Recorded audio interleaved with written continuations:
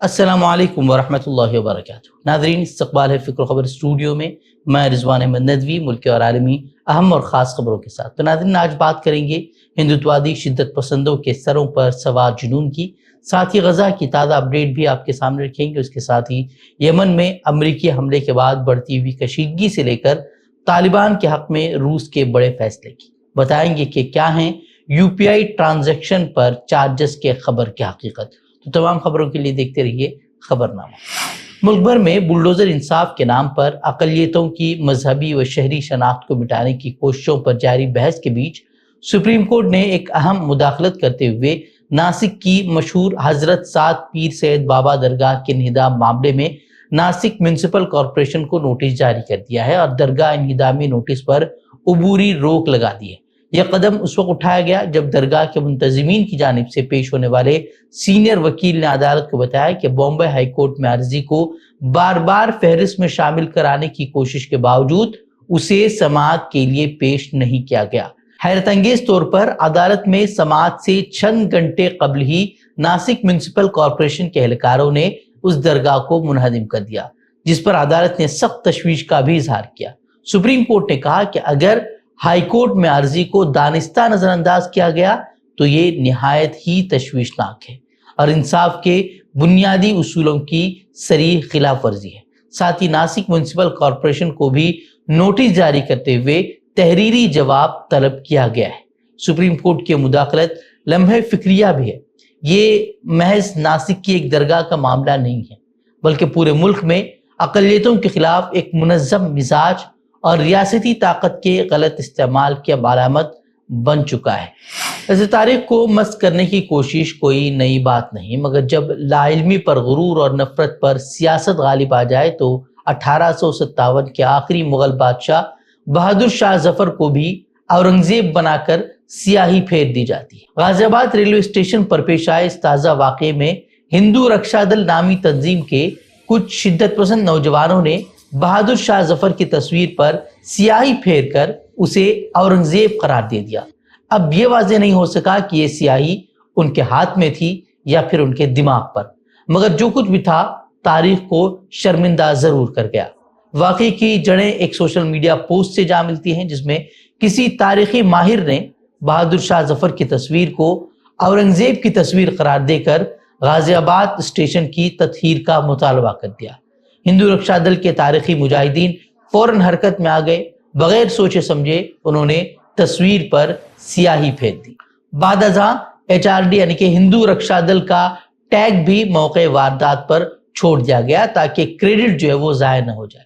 ملک کے کئی حصوں میں جب ٹی وی چینل تاریخ دانوں سے زیادہ زور سے چیخنے والے میزبانوں کے رحم و کرم پر ہوں اور اسکولوں میں مغل صرف ظالم پڑھائے جا رہے ہوں تو بہادر شاہ ظفر کو اورنگزیب بننے میں دیر نہیں لگتی. ستم ظریفی یہ ہے کہ یہ وہی بہادر شاہ ظفر تھے جن کی قیادت میں 1857 کی پہلی جنگ آزادی لڑی گئی، جس میں رانی لکشمی بائی، تاتیا ٹوپے اور کنور سنگھ جیسے ہندو سپوتوں نے بھی انگریزوں کے خلاف بغاوت کی. نئی دہلی کی JNU یونیورسٹی میں طلبہ یونین انتخابات کو کیمپس میں جاری کشیدگی اور انتخابی دفتر پر حملے کے باعث غیر معینہ مدت کے لیے ملتوی کر دیا گیا ہے. انتخابی کمیٹی کی جانب سے جاری بیان میں کہا گیا ہے کہ جب تک طلبہ تنظیمیں اور انتظامیہ انتخابی عملے کی حفاظت یقینی نہیں بنائیں گے تب تک امیدواروں کی حتمی فہرست سمیت مکمل انتخابی عمل کو معطل کیا جا رہا ہے. انتخابات 25 اپریل کو ہونے تھے اور تیاریاں آخری مراحل میں تھی. الزامات کے تبادلے میں SFI، آئسا، DSF اتحاد نے جو ہے ABVP پر ہنگامے اور عملے کو دھمکانے کا الزام عائد کیا ہے. ادھر بائیں بازو کی تنظیموں کے درمیان روایتی اتحاد بھی نہیں ہو سکا ہے. وہ انتخابی عمل کی بحالی کا فیصلہ حالات کے جائزے کے بعد کیا جائے گا. سپریم کورٹ نے مدھیہ پردیش ہائی کورٹ کے حیران کن فیصلے پر برہمی کا اظہار کرتے ہوئے کہا ہے کہ ہائی کورٹ نے قانون کا ایک ایسا نیا اصول دریافت کر دیا ہے جو کسی بھی قانون کی کتاب میں درج نہیں. معاملہ ایک ضمانت کی عرضی سے متعلق تھا جس میں ہائی کورٹ نے رشوت کے کیس میں پکڑے گئے ایک ملزم کو یہ کہتے ہوئے ضمانت دینے سے انکار کر دیا کہ جب تک آدھی سزا نہیں کاٹ لیتا اسے ضمانت نہیں ملے گی. یہ موقف سپریم کورٹ کو بالکل بے بنیاد لگا. جسٹس ابے ایس اوکا اور جسٹس اجول پر مشتمل بینچ نے فیصلے کو مکمل طور پر غلط قرار دیتے ہوئے کہا کہ ہم حیران ہیں کہ ہائی کورٹ نے قانون میں یہ نیا اصول بنا ڈالا ہے۔ سپریم کورٹ نے یاد دلایا کہ جب اپیلوں کی سماعت میں تاخیر ہو اور فیصلہ آنے میں وقت لگ رہا ہو تو ایسے میں قصورواروں کو قانون کے مطابق ضمانت دی جانی چاہیے۔ عدالت نے مزید کہا کہ عدالتوں کا فرض ہے کہ وہ قانونی دائرے میں رہ کر فیصلہ دے، نہ کہ نئی تشریحات ایجاد کرے۔ سوشل میڈیا پر گردش کرتی افواہوں نے عوام میں کھلبلی مچا دی ہے کہ 2000 سے زائد کے یو پی آئی ٹرانزیکشن پر جی ایس ٹی عائد کیا جا سکتا ہے، لیکن حکومت نے ان تمام دعووں کو سختی سے غلط، گمراہ کن اور بے بنیاد قرار دے کر واضح کر دیا ہے کہ فی الحال ایسی کوئی بھی تجویز زیر غور نہیں ہے۔ وزارت خزانہ نے اپنے بیان میں کہا کہ یو پی آئی ٹرانزیکشن پر نہ جی ایس ٹی لگے گا، نہ ہی کوئی مرچنٹ ڈسکاؤنٹ ریٹ، کیونکہ 2020 سے ایسے لین دین کو فری کر دیا گیا ہے۔ حکومت کا کہنا ہے کہ وہ ڈیجیٹل ادائیگیوں کو فروغ دینے کے لیے پرعزم ہے اور اسی مقصد سے گزشتہ 3 برسوں میں اربوں روپے کی ترغیبی اسکیمیں بھی شروع کر دی گئی ہیں۔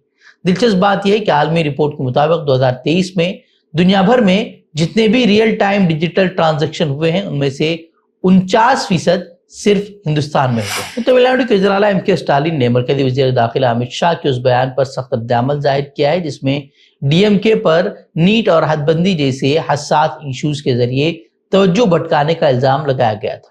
چنئی میں سرکاری منصوبوں کی افتتاحی تقریب سے خطاب کرتے ہوئے اسٹالن نے کہا کہ اگر ہم توجہ بھٹکا رہے ہیں تو امت شاہ ان سوالوں کا جواب دے۔ اسٹالن نے کئی سوالات پوچھے ہیں جس میں ایک سوال یہ تھا کہ کیا آپ نیٹ سے تمل ناڈو کو چھوٹ دے سکتے ہیں؟ کیا آپ گارنٹی دے سکتے ہیں کہ ہندی تھوپی نہیں جائے گی؟ کیا آپ وعدہ کر سکتے ہیں کہ حد بندی کے بعد تمل ناڈو کی پارلیمانی سیٹیں کم نہیں ہوں گی؟ کیا آپ بتا سکتے ہیں کہ مرکز نے ریاست کو آخر کتنا فنڈ دیا ہے؟ اسٹالن نے واضح کیا کہ ڈی ایم کے صرف تمل ناڈو کے لیے نہیں بلکہ پورے ملک کی ریاستوں کے حقوق کے لیے آواز اٹھا رہی ہے۔ انہوں نے زور دے کر کہا کہ ریاستوں کے اختیارات کی بات کرنا اگر توجہ بھٹکانا ہے تو پھر جمہوریت کا مطلب آخر کیا ہے؟ انہوں نے گورنر کی طرف سے ریاستی اسمبلی سے منظور بلوں کو روکنے پر بھی سپریم کورٹ کے فیصلے کا حوالہ دیا جسے ڈی ایم کے کی قانونی و سیاسی جیت بھی انہوں نے قرار دیا۔ وہ اس بیان کے بعد جنوبی ہندوستان اور مرکز کے درمیان سیاسی تناؤ مزید بڑھنے کا امکان ہے، خاص طور پر ان ایشوز پر جو عوامی جذبات سے جڑے ہوئے ہیں۔ سابق راؤ چیف اے ایس دولت کی نئی کتاب کے ایک دعوے نے کشمیر کی سیاست میں ہلچل مچائی ہوئی ہے۔ اپنی کتاب the chief minister and the spy میں دولت نے دعویٰ کیا کہ ڈاکٹر فاروق عبداللہ نے نجی طور پر 2019 میں آرٹیکل 370 کی منسوخی کی حمایت کی تھی جو ان کے عوامی موقف کے بالکل برعکس ہے۔ نیشنل کانفرنس نے ان الزامات کو بے بنیاد، گمراہ کن اور بدنیتی پر مبنی قرار دیا ہے۔ پارٹی کا کہنا تھا کہ دولت کتاب بیچنے کے لیے متنازع دعوے کر رہے ہیں۔ فاروق عبداللہ آرٹیکل 370 کے خلاف جمہوری مزاحمت کی علامت ہیں، اس طرح کا دعویٰ نیشنل کانفرنس نے کیا ہے۔ وہیں عمر عبداللہ نے دولت کے بیان کو دوستی کے پردے میں دشمنی قرار دیتے ہوئے کہا کہ جب ایسے دوست ہوں تو دشمنوں کی کیا ضرورت؟ ویسے اب سوال یہ ہے کہ کیا دولت کا مقصد تاریخ لکھنا ہے یا پھر سرخیاں بٹورنا؟ اس پر جو ہے وہ بحث جاری ہے۔ تو ناظرین ہم بڑھتے ہیں عالمی خبروں کی طرف۔ 18 اپریل 2024 کو امریکی فضائیہ کی جانب سے یمن کے اہم اقتصادی مرکز راس عیسیٰ بندرگاہ پر کیے گئے حملے کے بعد خطے میں کشیدگی ایک نئے مرحلے میں داخل ہو گئی ہے۔ اس حملے میں 70 سے زائد لوگ شہید ہوئے ہیں جبکہ سینکڑوں زخمی ہیں۔ وہیں حوثی گروپ نے امریکی حملے کو جارحیت کا اعلان قرار دیتے ہوئے اس کا براہ راست اور دوہرا فوجی جواب دینے کا دعویٰ کیا ہے۔ حوثیوں نے بیلسٹک میزائل کے ذریعے تل ابیب کے ایئرپورٹ کے قریب ایک فوجی ہدف کو نشانہ بنانے کا دعویٰ کیا ہے جس کے بعد علاقے میں وہاں سائرن بجنے لگے۔ حوثیوں نے دعویٰ کیا کہ انہوں نے امریکی طیارہ بردار بحری جہاز ٹرومین اور ونسن کو بحیر احمر اور بحیر عرب میں میزائلوں اور ڈرون سے نشانہ بنایا ہے۔ آپ کو بتا دیں کہ گزشتہ روز یمن ایک بار پھر قیامت خیز مناظر کا گواہ بنا جب امریکی ایئر اسٹرائیک میں کم از کم 80 افراد جاں بحق اور 170 سے زائد افراد زخمی ہو گئے۔ یہ حملہ جمعرات کی شب ایک تیل بندرگاہ پر کیا گیا جس کی تصدیق امریکی فوج کی سینٹرل کمانڈ نے بھی کر دیا ہے۔ الجزیرہ کے مطابق بندرگاہ پر جلتے ٹرک، تباہ شدہ عمارتیں اور شہریوں کی لاشیں اس حملے کی سنگینی کو بیان کرتی ہیں۔ بتا دیں کہ جس بندرگاہ پر حملہ کیا گیا تھا وہ یمن کی اقتصادی شہرک ہے جہاں سے 70% درآمدات اور 80% انسانی امداد آتی ہے۔ حوثی لیڈروں نے صاف کر دیا ہے کہ یہ حملہ ہمیں غزہ کی حمایت سے نہیں روک سکتا۔ انہوں نے کہا کہ ہمارا عزم اور بھی پختہ ہوگا۔ روسی سپریم کورٹ نے 18 اپریل کو طالبان پر عائد پابندیوں کو معطل کرتے ہوئے ایک تاریخی قدم اٹھایا ہے، جس سے دونوں ملکوں کے درمیان تعلقات کی نئی جہت شروع ہو گئی ہے۔ 2 دہائیوں تک دہشت گرد گروہ مانے جانے کے بعد طالبان کی قانونی حیثیت کی بحالی نہ صرف افغانستان کے عالمی سطح پر قبولیت کے خواب کو جلا بخشتی ہے، بلکہ ماسکو کی اسٹریٹجک ضرورتوں کو بھی ظاہر کرتی ہے۔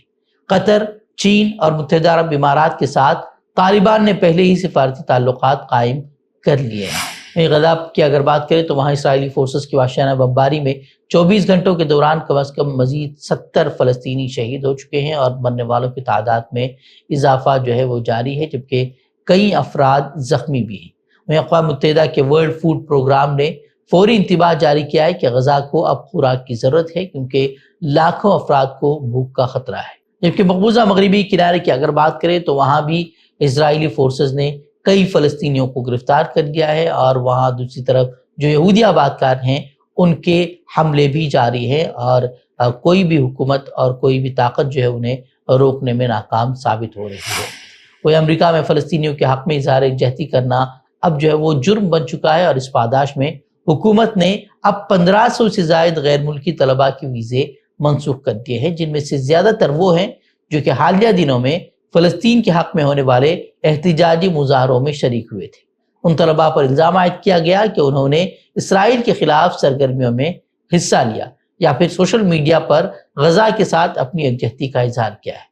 وہیں اس اقدام نے بین الاقوامی طلباء کے درمیان ایک نیا بحران پیدا کر دیا ہے، جو اب اپنے تعلیمی ویزوں کے تحفظ کے لیے قانونی جنگ لڑنے پر مجبور ہے۔ تو ناظرین، خبریں مزید خبروں کے لیے آپ ہمارے ویب سائٹ www.fikrkhabar.com کی طرف کر سکتے ہیں۔ ویڈیوز کے لیے ہمارے یوٹیوب چینل کو سبسکرائب کریں۔ تو ناظرین، السلام علیکم و رحمۃ اللہ وبرکاتہ۔